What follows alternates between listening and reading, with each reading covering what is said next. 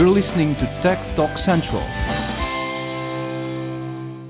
We noticed that when we take these surfaces, they have some remarkable properties. If we tune this nanotexturing, it looks like a very nicely placed surface relief, which you see from the airplane when you travel. You see mountains, you see lakes, you see trees.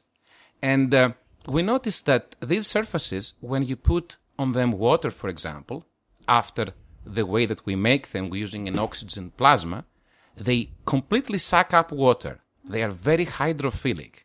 Okay.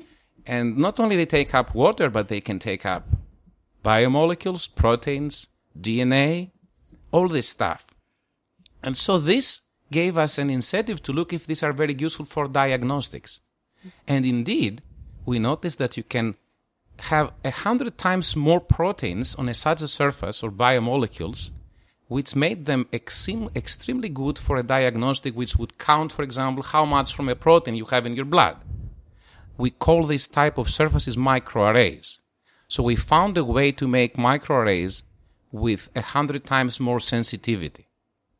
But then we went another step forward, and we said, let's put on these surfaces, which are hydrophilic, let's put a very tiny, thin Teflon, you know, the Teflon that we have on your surface, on your surface, on your frying pans, a very thin monolayer of Teflon. And suddenly what happened is that these surfaces that were extremely water-sucking, they absorbed water like crazy, they became so water-repellent there was no chance for any water droplet to stay on the surface.